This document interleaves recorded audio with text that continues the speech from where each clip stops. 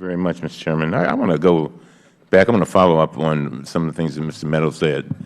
The Chairman introduced Ms. Edmond a document. It's a email, and it's personal email exhibit 6. Is that right? Anyway, it's Mr. Del Toro. He's writing a letter to somebody named Rita Bear. You know Rita Bear? She works in the Region 5 Water Division. And so apparently he had been denied an opportunity to go to Milwaukee for some kind of conference. And this is what kind of struck me, and it kind of bears out what the Chairman and Mr. Meadows have been getting to. It says, I told you about this project during the check-ins as well as in my performance review, so I'm not sure what you intend by your message. This is the piece that gets me. It almost sounds like I'm to be stuck in a corner holding up a potted plant because of Flint.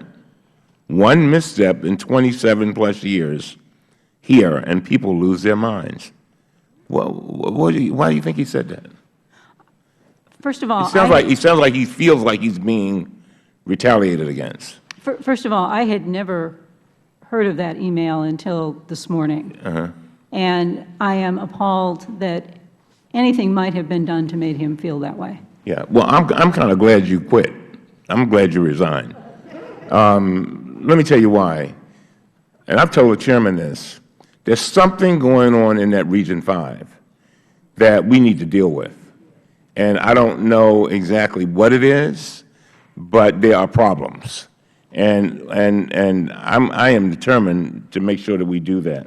You know, Mr. Early, I got to tell you, I almost vomited when I heard you say something a moment ago.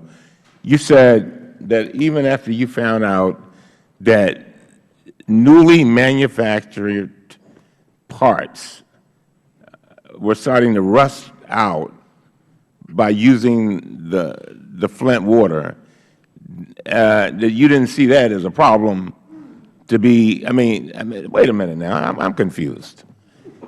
If they're going to rust out newly manufactured parts, you mean that doesn't send you a warning that maybe human beings might be being harmed? Come on now. Well, again, I was relying on the information that I was getting from the MDEQ and from the staff. I mean, but I'm not a water treatment expert. You don't have to be a water treatment expert. A 5-year-old could figure that out. But anyway, let me go on to Mr. Walling. As you know, Governor Snyder has agreed to testify, Mr. Walling, before us on Thursday, and I'm looking forward to that. And I really do thank the Chairman for having him. It's clear that the Governor had a very important role to play in the Flint water crisis. The Governor appointed the emergency managers who ran Flint during the crisis, and the Governor made the belated decision to help pay for Flint to reconnect the Detroit water system in October of last year. Mayor Walling, I want to get your perspective on how the Governor handled the Flint water crisis, because I want to make sure we address everybody who may have been responsible for this fiasco.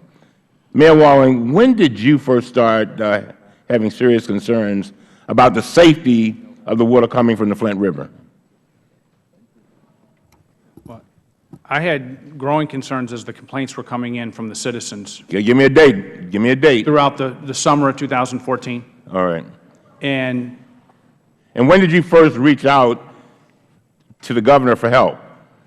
I reached out to the Governor in January of 2015. All right. And in your January 18th letter, you wrote, and I quote, I am writing to convey serious concerns about water quality and to request your support for my proposed Flint water improvement plan. Mayor, why did you write the letter to the Governor, and what were you hoping to achieve? I wasn't seeing enough being done by the emergency managers in Flint to address this problem.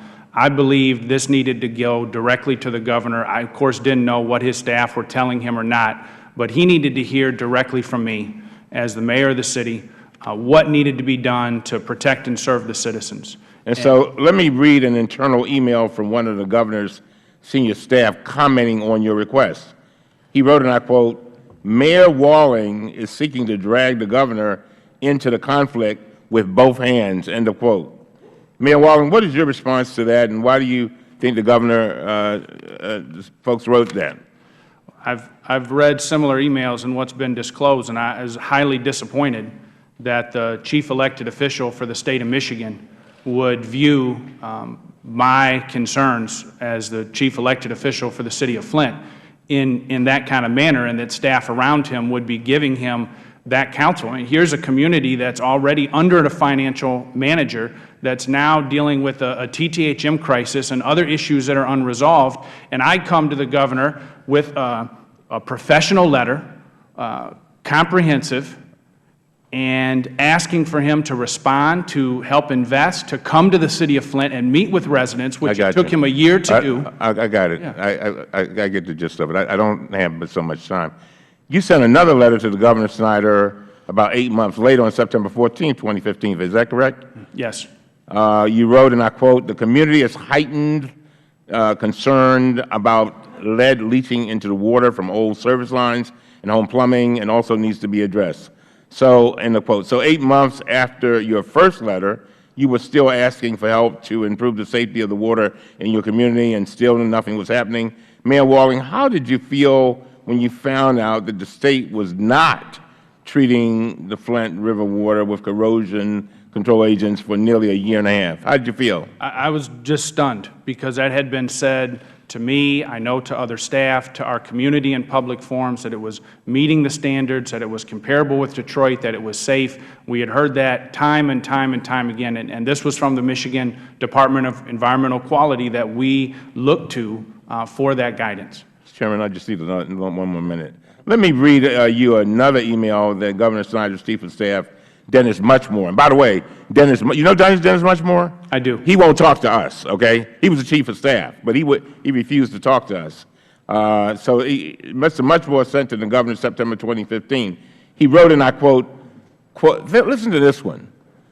Quote, "Frankly, I think both know that Walling went out on a CYA effort." You know what that means, right? Yes, I do. Yeah, cover it. "Due to the election, but of course can't say so," end of quote. What's your reaction to that email? Well, it's sickening, because this is when we're getting the research results from Dr. Edwards, and we're looking for ways to respond despite getting resistance, and to suggest that that was a political motive on my part, when I'm doing everything I can despite the budgets that we're required to follow, the contracts that are in place. We're looking for answers. We're looking for help. And it appears that the governor's office did that across the board with our local elected officials, that we were all discounted for some reason. All right, I got to quit now, but I got to tell you, as I'm sitting here listening to all of this, it is sickening, all of it. I mean, there is no reason in 2016 where people should be, when they turn on their faucet, should be getting poisoned water. It's and you know what? And somebody said it a little bit earlier. This is like the pointing of the finger. Oh, you did it. You did it. You did it. You know, we are so much better than this, and we have to be. This cannot be the norm, and I don't know why that is, but I'm telling you, I think there's a lot of failures, and I hope that we get to the bottom of it. But thank you, Mr. Chairman.